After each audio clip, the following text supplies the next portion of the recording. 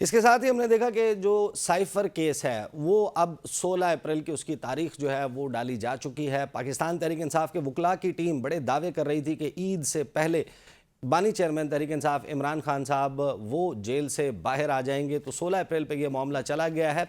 साथ ही last but not the least इस वक्त ये खबर जो है वो भी ज़ेरे गर्दिश है कि वज़ीर आज़म पाकिस्तान शहबाज शरीफ साहब उम्रे की अदायगी के लिए अगले चंद रोज़ में जा सकते हैं सऊदी अरब, और सऊदी अरब जब वो जाएंगे तो वहाँ पर उनकी लीडरशिप के साथ भी मुलाकातें मुतवक्के हैं। और ये सारा काम इस वजह से किया जा रहा है कि पाकिस्तान में सरमायाकारी लाई जाए। और सरमायाकारी कैसे आ सकती है जब एक सियासी लड़ाई जो है वो जारी होगी मुल्क भर में। इस तमाम मामले के ऊपर गुफ्तगू करने के लिए हमें ज्वाइन कर रहे हैं पाकिस्तान पीपल्स पार्टी से जनाब कादर मंदोखेल साहब हमारे साथ मौजूद हैं स्काइप के ज़रिए।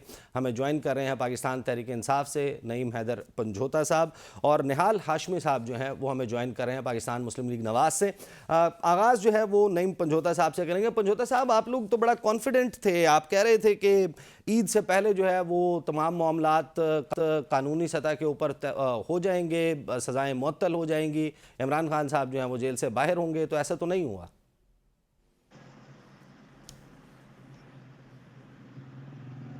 पंजोता साहब, आपको मेरी आवाज़ आ रही है?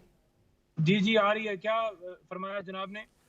पंजोता साहब, मैं आपसे पूछना चाह रहा हूं कि आप लोग दावा कर रहे थे कि इमरान खान साहब की जो सज़ाएं हैं वो तो अदालत में ठहरेंगी नहीं, पहली समाअत के ऊपर ही सज़ाएं जो हैं वो मुअत्तल हो जाएंगी, रिलीफ मिल जाएगा, और आप लोग अपने बानी चेयरमैन को के साथ जो है वो बनीगाला में ईद नमाज अदा करेंगे। तो ऐसा तो नहीं होता हुआ नज़र आ रहा।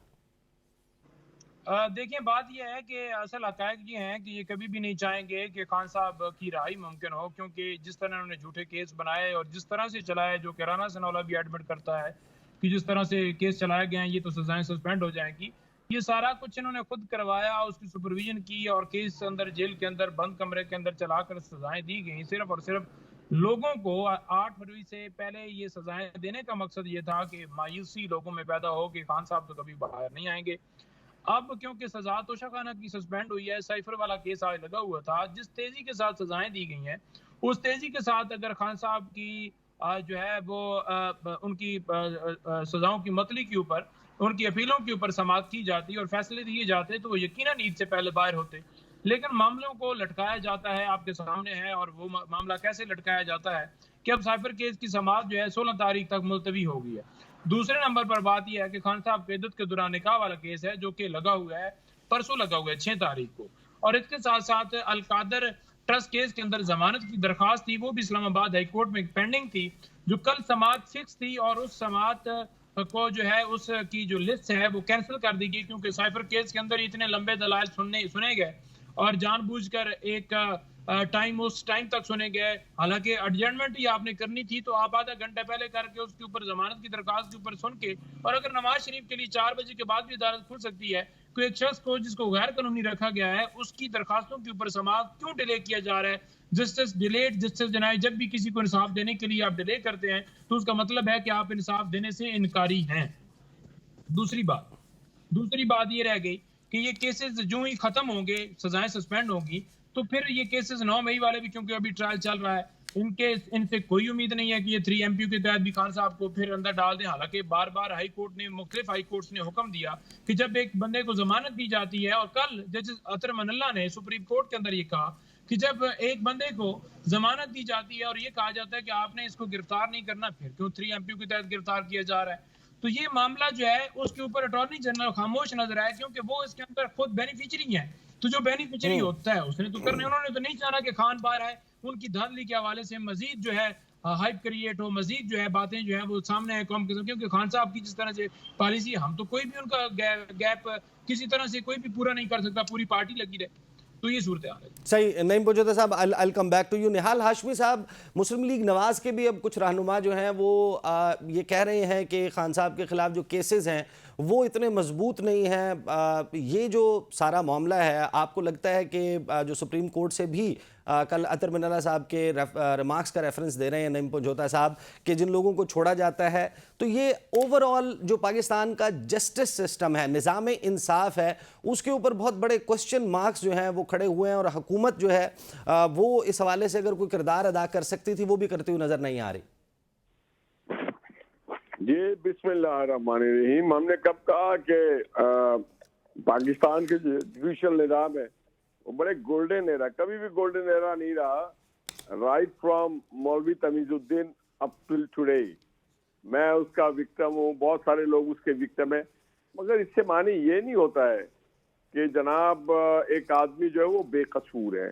सही। आपको पता होगा 2018 में जिस तरह से मोहम्मद नवाज शरीफ साहब को और मरियम नवाज साहबा को, इनके साथ तो कुछ हुआ ही नहीं है।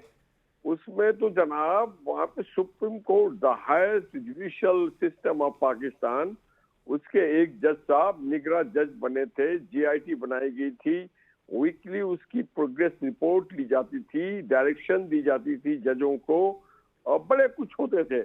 यहाँ तो बकरे के गोश्त भी चल रहे हैं जनाब, देसी मुर्गी भी चल रहा है, और यहाँ पर तो सारे सबूत हैं।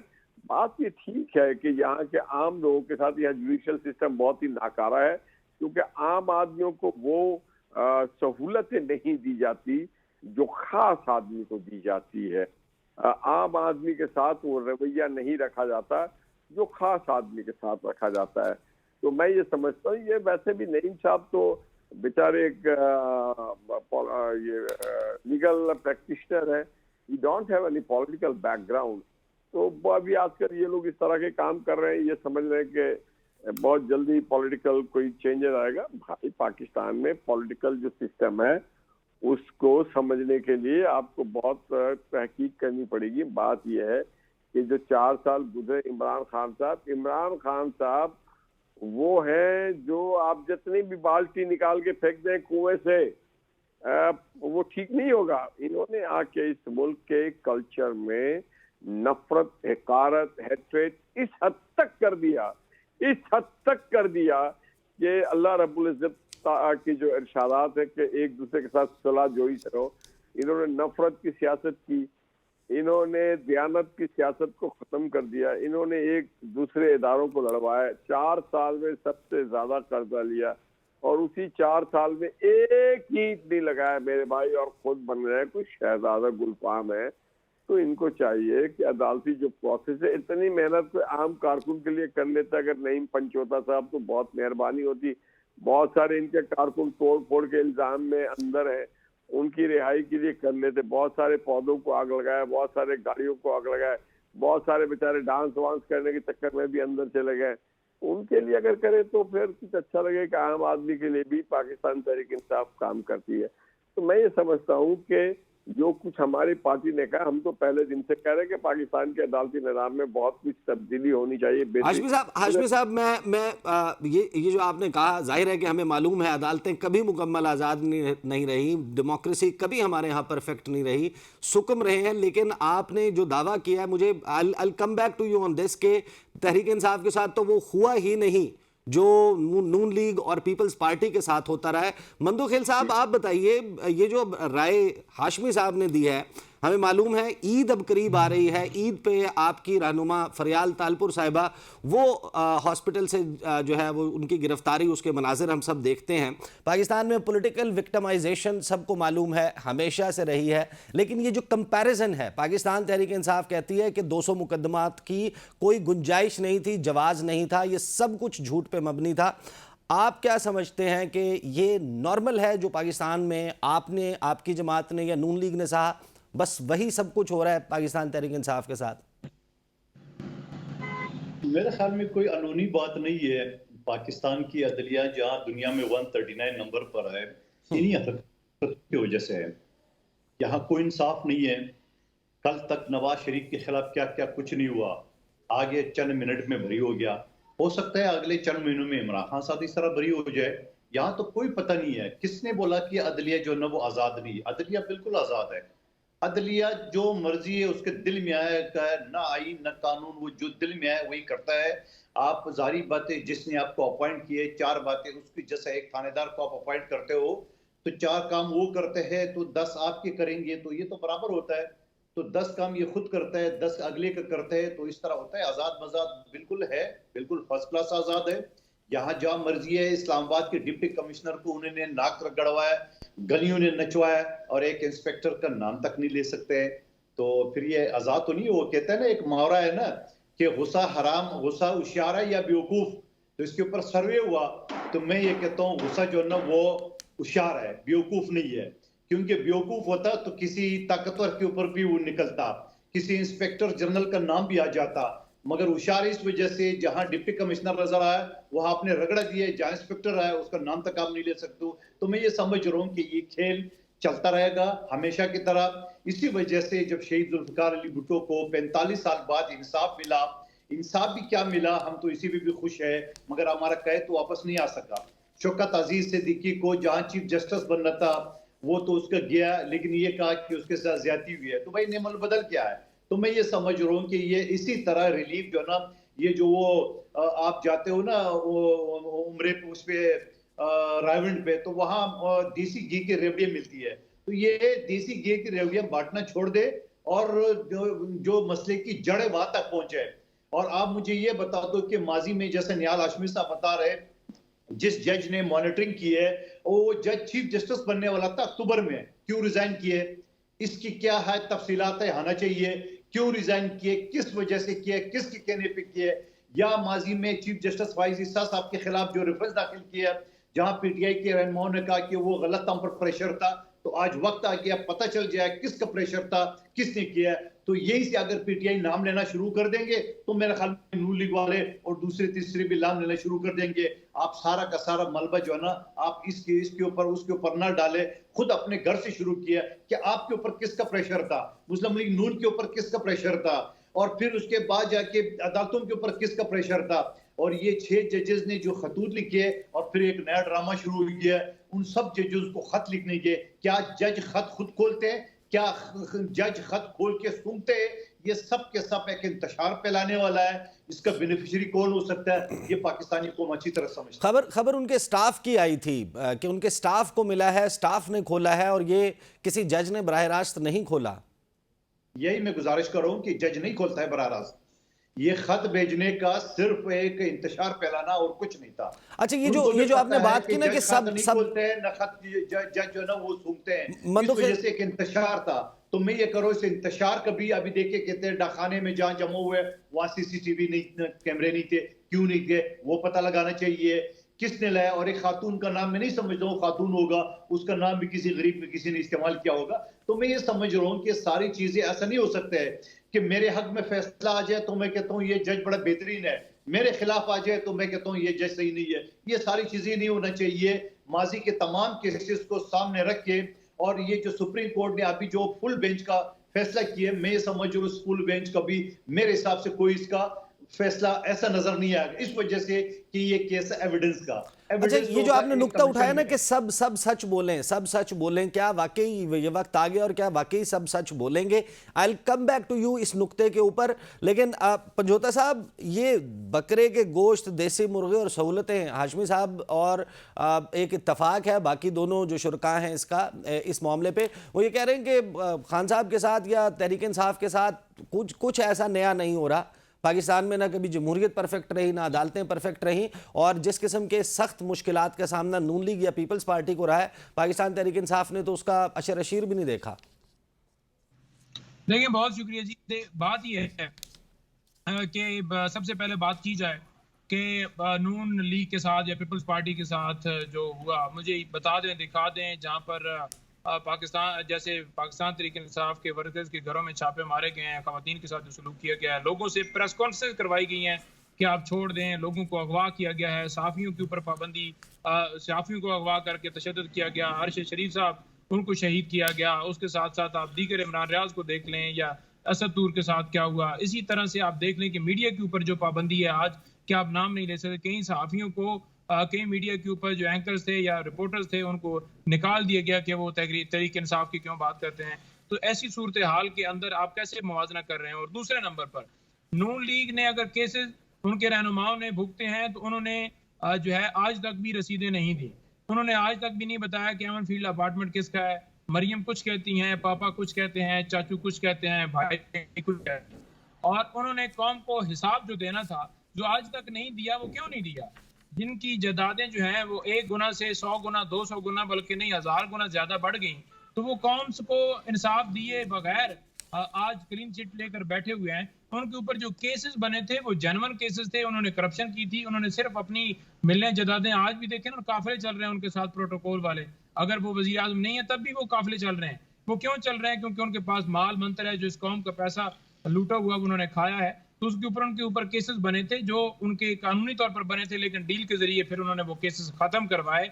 सूरत हाल इस वक्त गरीब आदमी की कोई नहीं कर रहा। आज 11 करोड़ से ऊपर जो है लोग जो हैं वो गुर्बत की लकीर के नीचे आ चुके हैं। आज लोगों के पास 2 वक्त खाने का पैसा नहीं है, आज लोगों के पास इतने वसाइल नहीं है कि वो गुजारा कर सकें। तो इतने अगर पंजोता साहब इतने ओपन एंड शट केसेस थे, अब आपने जो सवालात उठाए हैं उसमें से यकीनन बहुत सारे सवाल हैं जिनका जवाब नहीं आया, लेकिन अगर ये सब मामला इतना ही ओपन एंड शट था, 42 महीने तो आपकी भी हुकूमत रही, उस दौरान आप ये तो जरा क्लियरली पॉइंट आउट करें कि अगर ये सब ओपन एंड शट था, चाहे शहबाज शरीफ के खिलाफ हो, मियां मोहम्मद नवाज शरीफ साहब के खिलाफ हो, मरीम नवाज साहिबा के खिलाफ हो, इस पूरी फैमिली के खिलाफ हो, तो वो उनको सजाएं क्यों नहीं हुई? प्रोसिक्यूशन कहां पे वीक थी? रिलीफ किसने दिया? 2019 में आप ही की हुकूमत थी, वो प्लेटलेट्स वाली रिपोर्ट को ओके किसने किया? काबीना ने कैसे मंजूरी दी? नवाज शरीफ साहब बाहर कैसे चले गए? ये सब कुछ कैसे हुआ? देखिए, नवाज शरीफ साहब बाहर गए, मेडिकल लीव के ऊपर 4 हफ्तों के लिए गए, और दूसरे नंबर पर यह है कि उनके साथ जो आज एजेंसियां मुदाखलत करके जजेस को डरा धमका रही हैं, क्योंकि आज वो उनके साथ खड़ी हैं, तो इस वजह से वो तमाम जो हैं वो उनको क्लीन चिटें मिलती गई हैं। दूसरे नंबर पर कोई गैर कानूनी या कोई ऐसा केस, कोई झूठा केस तो नहीं इमरान खान ने बनाना था किसी के ऊपर। जो भी केसेस या जो भी उन्होंने कारनामे किए थे, किस हवाले से, अगर नैब के हवाले से था तो नैब ने उसके ऊपर रिस्पॉन्ड करना था, अगर किसी और के हवाले से था तो उस और ने करना था। लेकिन जो ही ये आते गए उनको तो सजाएं हुई थी, वो तो सजा याफ्ता थे, वो तो मुजरिम थे, भागे हुए थे, उनको तो सजाएं हुई थी। उनकी सजाएं सस्पेंड क्यों की गई? उनके केसेस खत्म क्यों किए गए? जो ही 16 महीने उनकी हुकूमत आई, उन्होंने सबसे पहले उन एक्ट के अंदर तरमीम की ताकि उनके केसेस खत्म किए जाएं, और वही लायामल अपनाते हुए जब नैब जाकर खुद बयान दे कि हमें जरूरत नहीं है पीछे से नैब के उन अफसरान को जो है वो कहा जाए कि आप जाकर नवाज शरीफ के हक में बयान दे दें। और अदालतें और आमिर फारूक साहब के पास ही वो केस लगे, प्रोटेक्शन भी उनको मिल गई, प्रोटेक्टर बेल भी जो जिंदगी में किसी को पाकिस्तान की हिस्ट्री में नहीं मिली, बाहर बैठे हुए उनको मिल गई। और जिस तरह शाही प्रोटोकॉल में जब हालांकि उन्होंने आके सरेंडर ही नहीं किया, रास्ते में सलूट शुरू हो गए थे, बायोमेट्रिक वाला मामला हाई कोर्ट का वहां पहुंच गया था, और दूसरी तरफ इमरान खान को बायोमेट्रिक कमरे में जानकर व्हील चेयर के ऊपर लेकर गए थे कि उनको वहां से अगवा किया जाए, और ये जानबूझकर सोची समझी साजिश थी जिसके ऊपर ये कहा गया कि हम पूरी इंक्वायरी करेंगे। उस इंक्वायरी को भी बंद कर दिया गया। आज तक ना वकीलों को ना किसी और को जो वहां पर जख्मी हुए कुछ इंसाफ नहीं मिला, और कौम आज भी 9 मई के हवाले से कह रही है कि जुडिशियल कमीशन बनाया जाए। 25 मई से हमारी दरखास्त जो है सुप्रीम कोर्ट के अंदर पेंडिंग है, और उसके ऊपर कोई सदबाब नहीं हो रहा। इमरान खान के ऊपर, पार्टी के ऊपर झूठे केसेस बनाए गए, उसकी कड़ियां किस तरह से आज सच साबित हो रही हैं वो आप सही। पंजोता साहब ने लेटर लिख दिया है कि हमसे प्रेशराइज, हमको प्रेशराइज किया गया, प्रेशर डाला गया, हमारे बहनोई को अगवा किया गया है, कि घर में कैमरे लगाए गए, पंजोता साहब मैं आपके पास दाखिल हो गए, लेकिन चीफ जस्टिस भी खामोश रहे, चीफ जस्टिस ऑफ पाकिस्तान भी खामोश रहे। आज पूरी कौम जो है वो सुप्रीम कोर्ट की तरफ देख रही है। ये मामले के ऊपर ये कह देना कि जजेस झूठ बोल रहे हैं, या जजेस का पीटीआई से ताल्लुक है, या ये करप्ट है, जो बंदा भी हक की बात करेगा या वो पागल कहलाएगा, या वो करप्ट कहलाएगा, या पीटीआई। सही। पंजोता साहब मैं आपके पास, I'll come back to you। Panjota साहब मैं आपके पास वापस आता हूं। हाशमी साहब, खबर जो है वो, अब आपने पंजोता साहब की तो बात सुन ली, if you want to respond आप बिल्कुल रिस्पॉन्ड कर सकते हैं। शहबाज शरीफ साहब जो हैं वो उम्रे की अदायगी के लिए सऊदी अरब जाने वाले हैं। हाईली लाइकली है अगर वो नहीं भी जाते तो ईद के फौरन बाद उनके बैरूनी दौरे शुरू हो जाएंगे। वो चाइना जाएंगे, वो यूएई जाएंगे, कतर जाएंगे, सऊदी अरब जाएंगे। मकसद है इन्वेस्टमेंट लाना, सरमायाकारी लाना, और हुकूमत बिल्कुल परफॉर्म नहीं कर सकती अगर फिस्कल स्पेस नहीं होगी, पैसा नहीं होगा। ये जो कर्ज़ों का बोझ है इसके मौजूदगी में बिल्कुल कोई भी हुकूमत हो, तहरीक इंसाफ हो, आप सब मिलकर हुकूमत बना लें, कोई परफॉर्म नहीं कर सकता। और हमने पीडीएम के तजुर्बे से एक चीज़ सीख ली है कि जब मुल्क में सियासी लड़ाई चल रही हो तो इन्वेस्टमेंट नहीं आती। इस सियासी लड़ाई से निकलने के लिए कोई सोल्यूशन, कोई सोच विचार की है आपकी जमात ने? भाई ये तो मैं आपको जवाब दे ही दूंगा कि सियासी और इक़्तिसादी क्या, मगर ये जो आप पुजारी टाइप के लोग बुला लेते हैं, नईम साहब मुझे वकील सियासी कारकुन से ज्यादा पुजारी लग रहे हैं, जो एकदम पूछते चले जा रहे हैं इमरान खान को। यार सियासी कारकुन और चीज है, पुजारी और चीज है। ये तो ऐसे शो कर रहे हैं कि जैसे हम तो हैवान हैं और ये फरिश्तों की जमात है, परिस्तान में रहते हैं, परी लोग हैं। इनके दौर में पाकिस्तान में दूध दही की नहरें और शहद की नहरें बह रही थी, हर तरफ चैन शांति अमन था, किसी को जेल में नहीं डाला गया था, खवातीन की इज्जत और एहतराम बहुत की जाती थी, किसी के कमरे से जेल से पंखे नहीं उतरवाते थे, चे जाके एसी तो लगाई ना हो, किसी को ये नहीं कहते कि हम तेरी खाल दो, किसी को ये नहीं कहते कि हम आपकी मूछें उखाड़ लेंगे, किसी को बने बहुत एहतराम था। वो शौकत सिद्दीकी साहब जैसे को तो बने क्या फूलों पे बैठाल के ले गए, बड़ा बड़ा एहतराम था। इस मुल्क में सरमायाकारी बहुत ज्यादा आ रही थी, ओ हो, और जो कर्जा है वो तो लिया ही नहीं था इन्होंने, कमाल जबरदस्त लोग थे। मुल्क में हर तरफ डैम बने हुए थे, कॉलेज यूनिवर्सिटीज बने हुए थे, दरसगाहें आबाद हो रही थी, बच्चे नमाज पढ़ रहे थे, नाते पढ़ रहे थे। फिर अचानक सर आप जो नक्शा खींच रहे हैं यूरोप से लोग इमिग्रेशन अप्लाई कर देंगे? जी जी जी, ऐसे ही था, ये भी उसी तरह आए थे, ये भी उसी तरह आए थे। नहीं पचो बस आपने जब बातें की मेरा दिल, बस मैं आपको बताऊं, बस रोने वाला हो गया था। आंसू इसलिए निकले कि रोजे से वो थोड़ा थका हुआ हूं, वरना जो नहीं पंचोता भाई सियासी कारकुन ऐसे नहीं होता है, जेलों में थे और ये जेलों में है। हम सारे स्कूल कॉलेज जेलों में जा रहे हैं, मार खा रहे हैं, सियासत के माने घर फूक तमाशा देख। ये कौन से सियासी लोग आगे पप्पू पटवारी टाइप, इनको सियासत करना है? अरे भाई जुलूस भी निकालने के लिए देखो, ऊपर से धूप को रोको, हमारे लिए छतरी लेके आओ। और भाईजान मुल्क के लिए कौम के लिए कुर्बानियां देनी पड़ती हैं। इमरान खान ये पुजारी पार्टी है क्या है यार? ये लोग कौन है ये लोग? और इनके वजह से इस मुल्क में सरमाया नहीं आ रहा, इनके वजह से पूरी दुनिया कहती है कि तुम्हारे मुल्क में बैठे हुए ऐसे ऐसे लोग जो हर वक्त सर आपका ये भी बता दें, आपका यकीनन आपका सियासी इख्तलाफ है, आपकी राय है वो हमारे सबके लिए मुकद्दम होगी, लेकिन ये जो रिजल्ट आया इलेक्शन का 8 फरवरी का, हम इसको भी बिल्कुल दुरुस्त समझ लें, तहरीक इंसाफ का क्लेम को रद्द कर दें, उसमें भी जो इनके हिमायत याफ्ता उम्मीदवार हैं वो लोगों की ज्यादा चॉइस नजर आए हैं 90+, तो अवाम की राय इनके फेवर में है। खिलाफ नहीं है वो, तो हाफिज साहब के दोस्तों के खिलाफ है यार, हमारे खिलाफ थोड़ी है। और जो सरमायादारी लाने की जिम्मेदारी कोई शहबाज शरीफ साहब की थोड़ी है, अकेले कौम अकेले सिर्फ हमारी है भाई। जो लोग जा रहे हैं इधर उधर अपने हलफ से हट करके, उनका भी काम है वो जा करके सरमायाकारी लेकर के आए। तो मैं जो आपको बता रहा था कि पूरी दुनिया जानती है ये कि इस मुल्क में ऐसे लोग भी रहते हैं, तो इस मुल्क में कौन इन्वेस्टमेंट करेगा? जब सीपैक का सरमाया आ रहा था $50 बिलियन, तो इमरान खान साहब और इनकी जो पार्टी थी वो नागिन डांस कर रही थी इस्लामाबाद के सड़कों में, और उन्होंने कहा था कि हम नहीं आने देंगे शी जिनपिंग को। मैंने दुनिया का सबसे मजबूत इकोनॉमी के प्रेसिडेंट को, और उन्होंने अपनी तारीख बदली। सही। और उन्होंने कहा किसी मुल्क का सरमायाकार और सदर नहीं आएगा। मेरी जिद है, मैं सलवारें सुखाऊंगा सुप्रीम कोर्ट के दीवारों पे, मैं पीटीवी पे हमला करूंगा, मैं पीएम हाउस पे हमला करूंगा, मैं इस मुल्क को आग लगा दूंगा। यार किन की बात कर रहे हैं? इनका हमारा कोई जोड़ है? हम सियासी लोग हैं या पुजारी टाइप के लोग, इनका हमारा क्या ताल्लुक? सही, मैं जवाब लेता हूं। हाशमी साहब मेरे साथ रहे, मुझे ब्रेक पे जाना है, ब्रेक से वापस आएंगे। गुफ्तगू जो मंदोखेल साहब ने कहा कि सबको सच बोलना चाहिए, अब जिस तरह की गेम फंसी हुई है, अगर सब सच नहीं बोलेंगे, इस मामले का अगर कोई हल टेबल पर बैठकर नहीं निकलता, फिर ये मामला जूं का तूं रहेगा। क्या ऐसे ही चलेगा मामला? बात करते हैं after the break. Welcome back after the break. गुफ्तगू का सिलसिला जारी है पाकिस्तान की सियासी लड़ाई के ऊपर। मंदोखेल साहब ये बताइएगा, पाकिस्तान पीपल्स पार्टी ने कहा कि 8 फरवरी के बाद हमारे पास कोई चॉइस नहीं रही थी, तहरीक इंसाफ हटदर्मी दिखा रही थी और मुल्क जो है वो एक नए बहरान की तरफ बढ़ जाता। बहालत मजबूरी आप लोगों ने नून लीग को वोट दिया, वज़ीर आज़म बना दिया, उनका काबीना में हिस्सा नहीं लिया, आईनी पोजीशंस ले ली, ये सारा आर्गूमेंट एक तरफ। अभी ये जो सरमायाकारी वाला मामला है उसके ऊपर हाशमी साहब ने भी कहा कि सिर्फ जिम्मेदारी जो है वो वज़ीर आज़म शहबाज शरीफ की तो नहीं है। अब मामला अगर मुआशी हल नहीं होगा तो जो हुकूमत है उस पर, आप पर, सभी के ऊपर इल्ज़ाम आएगा। मैं आपकी जो इनिशियली आपने फर्स्ट सेगमेंट में बात की थी कि सब सच बोलें और बैठकर एक मरतबा इस लड़ाई को ख़त्म करें, कोई गुंजाइश बन सकती है? पीपल्स पार्टी को इस हवाले से किरदार अदा कर सकती है? देखिए, पीपल्स पार्टी के किरदार का मैं आपका सबूत के साथ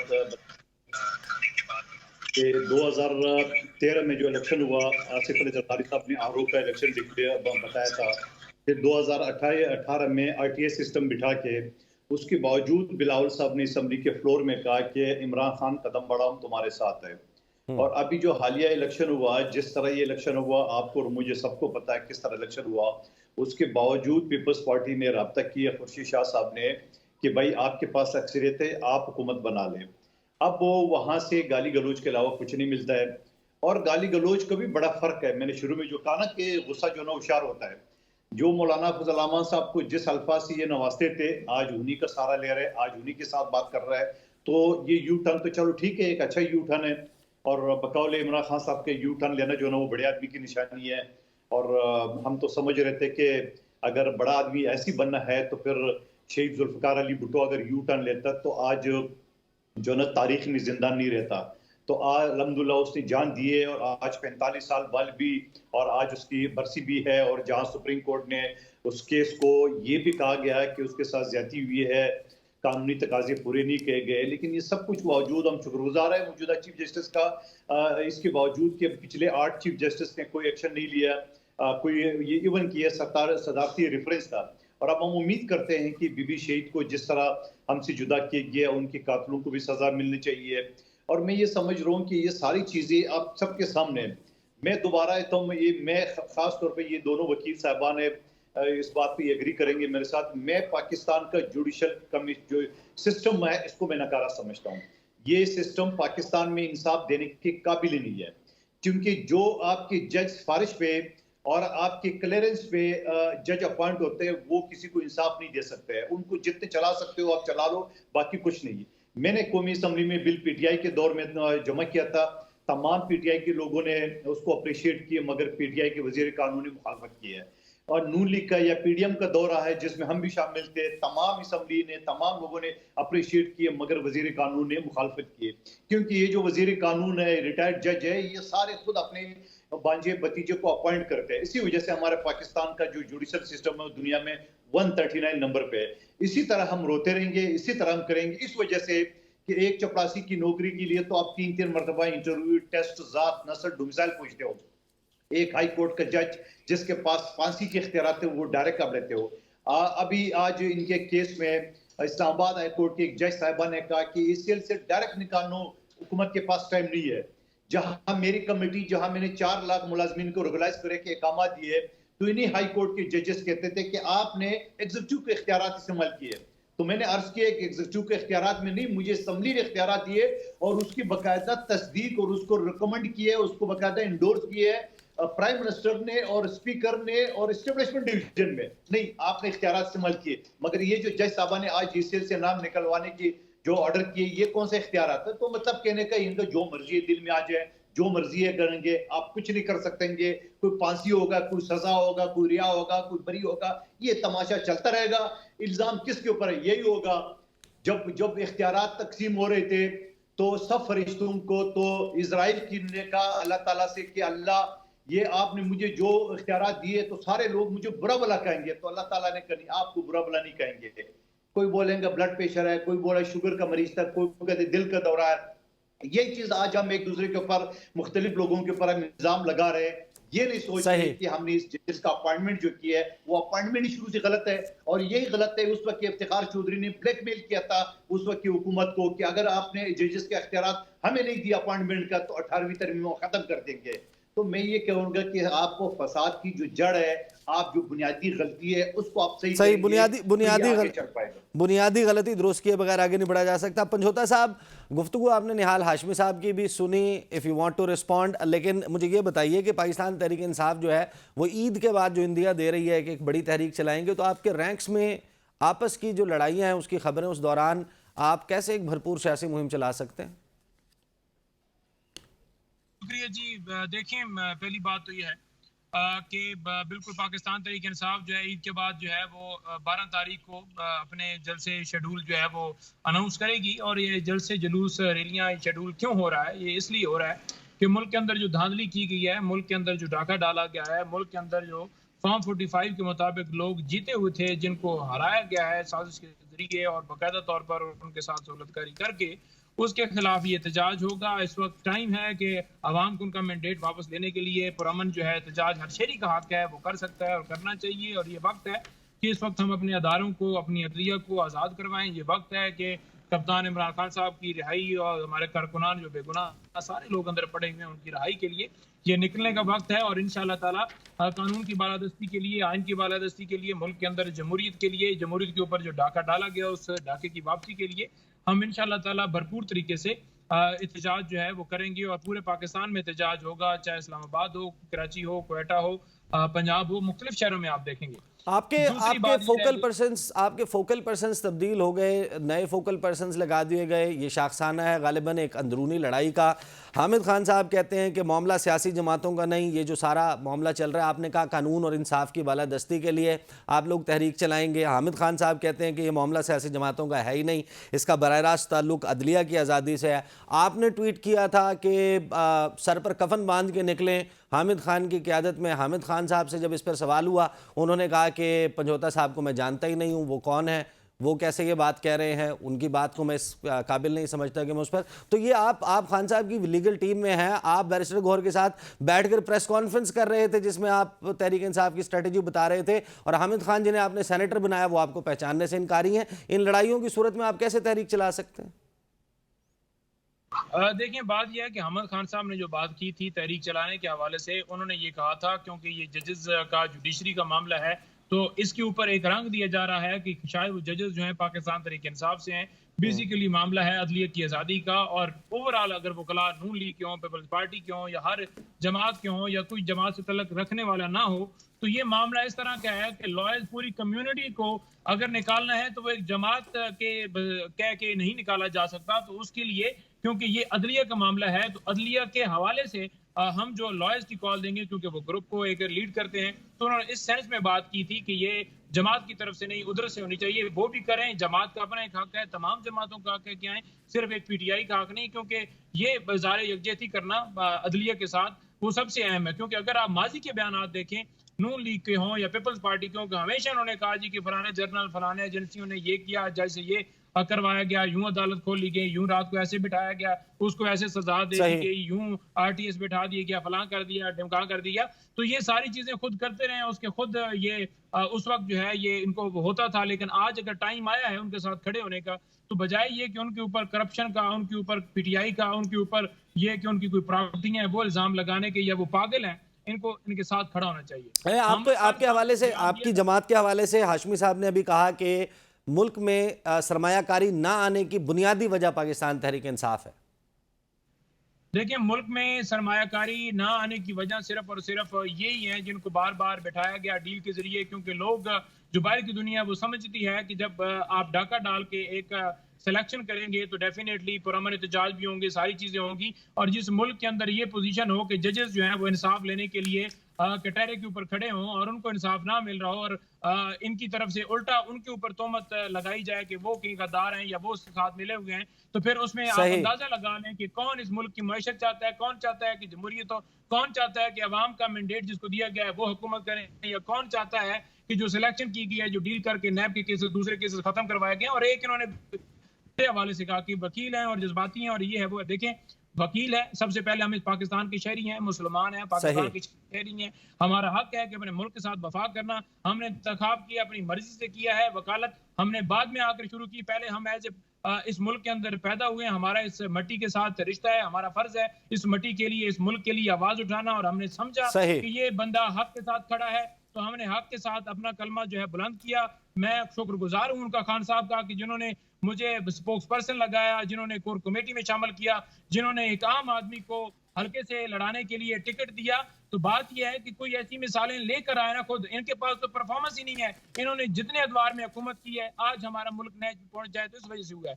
दूसरा ये कह रहे थे कि दूध की नहरें जो है इनके दौरे हुकूमत में नहीं बैठी, तो कहाँ थी उस वक्त 6+ GDP पाकिस्तान तहरीक इंसाफ के दौर में थी।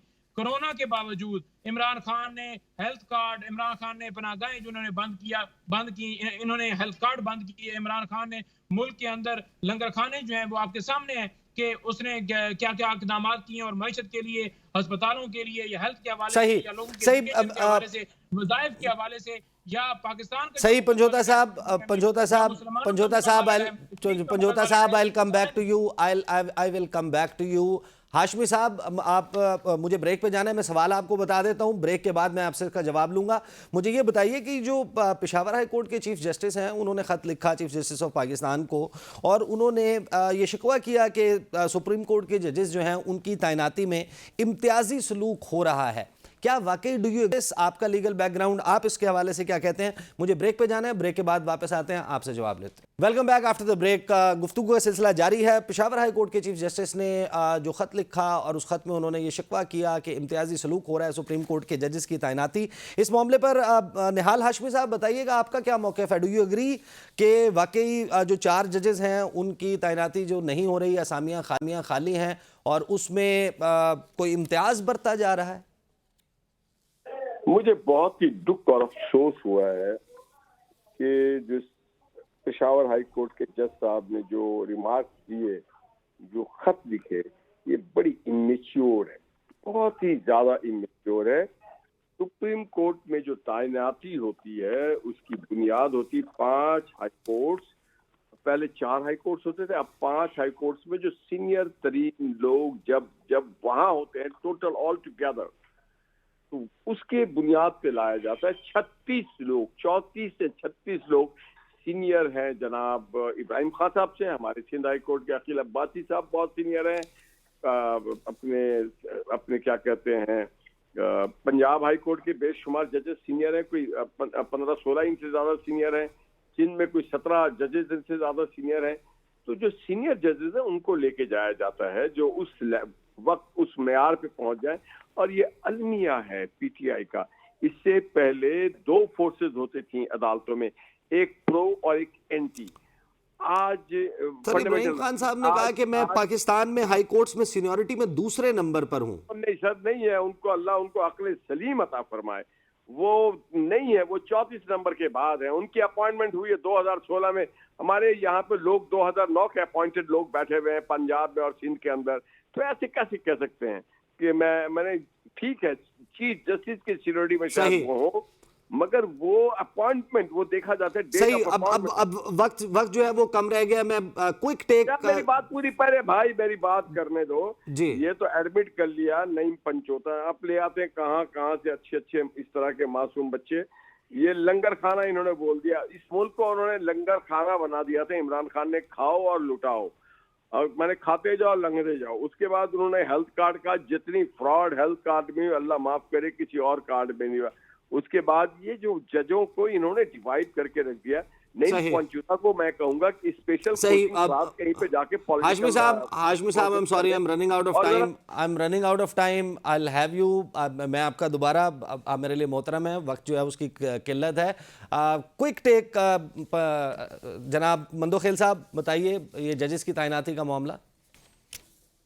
आप ये बताओ कि पेशावर हाई कोर्ट ने खसूसी सीटों के हवाले से पीटीआई के प्ली मुस्तरद कर दी है, तो ठीक था फिर वो। और यहाँ पे उन्होंने खत लिखा, क्या मेरिट है क्या नहीं है मैं उसकी तफसील मुझे नहीं पता, मगर सवाल ये कि यहाँ पे आप उनका साथ दे रहे हो, इसका मतलब ये कि आप इंतशार फैला रहे हो, इसका मतलब ये कि आप अफरा तफरी फैला रहे हो, इसका मतलब ये कि आप हर वो हरकत करोगे जो पाकिस्तान की बुनियादें हिला दे। तो मैं ये समझ रहा हूँ कि इनको पाकिस्तान पे रहम करना चाहिए। सही पंजोता साहब, वन लाइनर प्लीज। के सीनियरिटी के ऊपर दूसरे नंबर पर थे, और उनसे जूनियर काजी फाइज साहब ने अपने सूबे के ही एक बंदे को किधर से मैसेज आया होगा या कहां से कहां आ गया, और उनको वहां पर एलिवेट कर दिया गया। तो ये बिल्कुल गलत बात है, जो एक तरीकाकार है, जो एक मुनसफाना फैसला है, जो काजी फाइज साहब कहते हैं कि मैं बिल्कुल हर चीज का ख्याल रखता हूं, कानून किसी के साथ नाइंसाफी नहीं है, तो उनको चाहिए था, लेकिन उन्होंने ऐसा नहीं किया। सही, बहुत बहुत शुक्रिया नईम हैदर पंजोता साहब हमारे साथ, निहाल हाशमी साहब मुस्लिम लीग नवाज से, और कादिर मंदोखेल साहब। कहीं ना कहीं वो लावा पकता हुआ दिखाई दे रहा है जो ईद के बाद पाकिस्तान के सियासी और अदालती माहौल के ऊपर आपको पकता हुआ, उबलता हुआ नजर आएगा। अब तक के लिए इतना ही, इजाजत दीजिए, अल्लाह हाफिज।